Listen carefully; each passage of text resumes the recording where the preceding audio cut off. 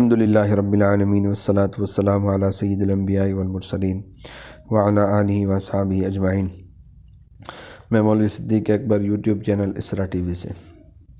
وفات حضرت خواجہ محمد معصوم کو وجع المفاصل کا عارضہ تھا۔ اواخر 1078 میں اس نے شدت اختیار کی، بہت علاج کیے، کچھ فائدہ نہ ہوا۔ مایوس ہو کر حضرت خواجہ نے فرمایا کوئی دوا کارگر نہ ہوگی۔ حکیم مطلق نے دوا کا اثر زائل فرما دیا ہے۔ مرض بڑھتا گیا، امید زیست منقطع ہونے لگی۔ آپ کے اثاثے میں قابل قدر اور محبوب چیز آپ کا کتب خانہ تھا۔ محرم 1079 ہجری میں آپ نے جملہ احباب کو بلایا، کتب خانہ صاحبزادوں پر تقسیم کر دیا، حاضرین سے اپنی تقصیرات کی معافی چاہی اور وصیت فرمائی قرآن شریف، حدیث، اجماع اور اقوال مجتہدین پر عمل کرو، اتباع سنت میں اپنی طاقت صرف کر دو، فقرائے خلاف شرع سے پرہیز رکھو۔ آخر ماہ صفر میں ایک تقریب سے بہت بڑا مجمع ہوا۔ حضرت نے عفو و تقصیرات اور اسی وصیت کا مکرر اعادہ فرمایا، نیز فرمایا کہ طبیعت چاہتی ہے کہ ماہ ربیع الاول میں رسالت پناہ، قبلہ رشد و ہدایت، رحمت عالم صلی اللہ علیہ وسلم کی خدمت اقدس میں حاضر ہوں۔ اس کے بعد حضرت پر مرض کا غلبہ ہوا۔ کسر نفس، خشیت اور تواضع کا یہ عالم تھا کہ آپ نے قرب و جوار کے تمام بزرگوں کو لکھ بھیجا۔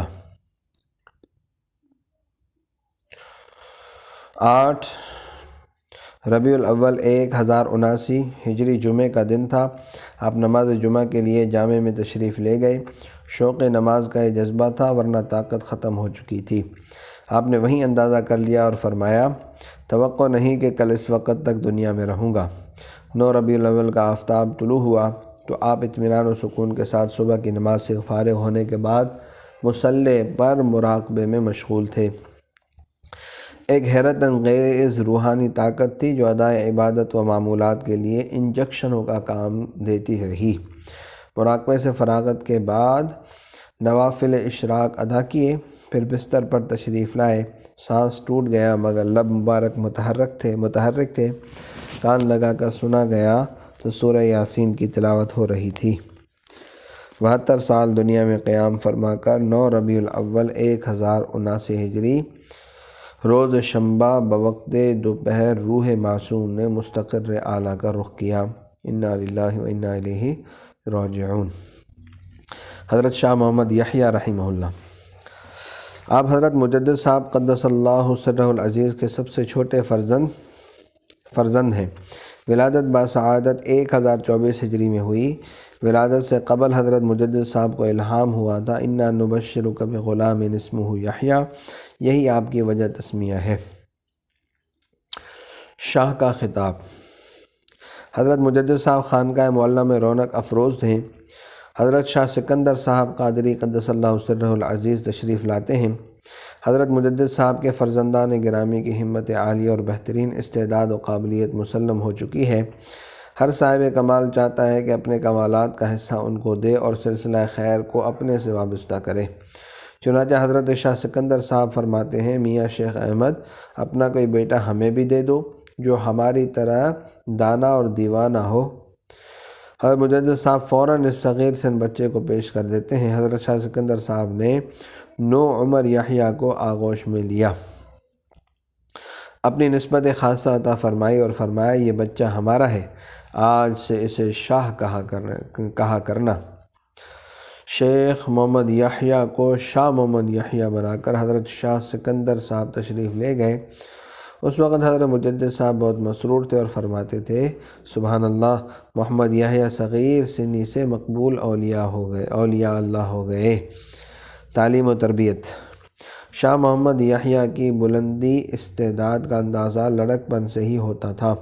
حضرت مجدد صاحب نے بعض مقامات و کمالات کی بشارت بھی دی تھی، مگر آپ کو افسوس تھا کہ میں عمر کا آخری دورہ طے کر رہا ہوں، بظاہر محمد یحییٰ کی تعلیم و تربیت نہیں کر سکوں گا۔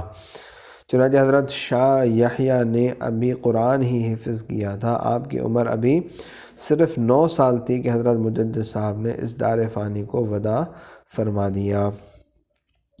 حضرت مجدد صاحب کی وفات کے بعد برادران گرامی نے تعلیم و تربیت کی نگرانی فرمائی، بیشتر علوم نقلیہ و عقلیہ کا درس خود دیا۔ 20 سال کی عمر میں آپ تحصیل علوم سے فارغ ہوئے۔ سلوک باطن و مقامات طریقہ احمدیہ کی تحصیل کی طرف متوجہ کی، جس کے 2 بڑے بھائی اپنے وقت کے کتب اور وتد ہوں۔ سلوک باطن اس کے گھر کی چیز ہے، چنانچہ تھوڑے عرصے میں مراحل و مقامات سلوک طے فرما کر خود بھی شیخ وقت ہو گئے اور ارشاد و تلقین کے فرائض انجام دینے لگے۔ حضرت خواجہ محمد معصوم کو آپ سے زیادہ تعلق تھا۔ اورنگزیب آپ سے بہت زیادہ مانوس اور آپ کا بہت زیادہ معتقد تھا۔ بہت سے دیہات اور املاک حضرت شاہ صاحب کی نظر کی، چنانچہ سرہند میں مثل مشہور ہو گئی۔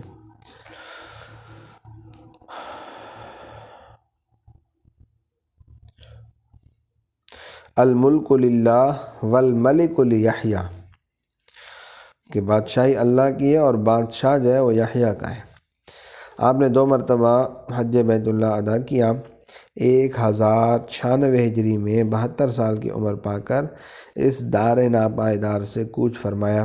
حضرت مجدد صاحب کے قبے کے برابر جانب مغرب مدفون ہوئے۔ حضرت خواجہ سید آدم صاحب بنوری قدس اللہ سرہ العزیز حسینی سید ہیں۔ آپ کی نانی اگرچہ سیدہ تھی مگر چونکہ افغانستان کی رہنے والی تھی ان کو افغانی سمجھا جاتا تھا۔ وطن اصلی قبہ مودہ تھا، لیکن سرہند کے قریب قصبہ بنور میں سکونت اختیار کر لی تھی۔ آپ فرمایا کرتے تھے کہ والد ماجد نے خواب میں دیکھا کہ سرور کائنات صلی اللہ علیہ وسلم تشریف لائے، سینہ مبارک پر دست مبارک پھیرا، کوئی چیز نکال کر والد صاحب کو مرحمت فرمائی اور حکم فرمایا کہ کھاؤ۔ والد صاحب نے کھا لی۔ اسی شب استقرار حمل ہوا۔ حضرت آدم صاحب فرمایا کرتے تھے کہ مجھے بتایا گیا ہے کہ میرا وجود فخر کائنات صلی اللہ علیہ وسلم کے اسی عطیہ مبارک سے ہے۔ آپ مادر زاد ولی تھے لیکن تعلیم ظاہری نہیں حاصل کی تھی۔ ایک روز ایک آواز سنی، آدم تم نے قرآن شریف کیوں نہیں پڑھا؟ حضرت آدم نے ہاتف غیبی کے جواب میں عرض کیا، خداوند تو قادر مطلق ہے، اگر چاہے تو اسی وقت حافظ قرآن کر سکتا ہے۔ چنانچہ فی الفور حفظ قرآن شریف کی دولت عطا ہو گئی۔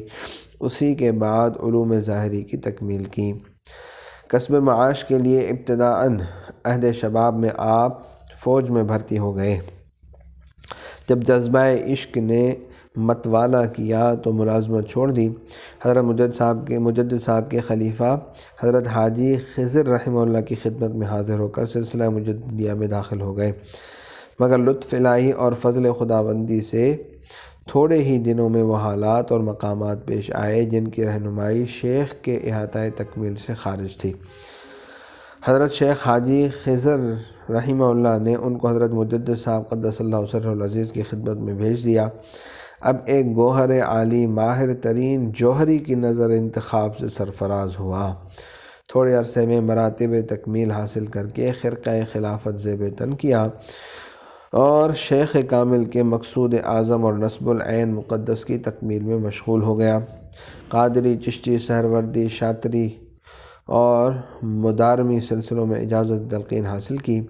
دنیا نے آپ کو خلیفۃ الزمانی اور قطب الاقطاب تسلیم کیا۔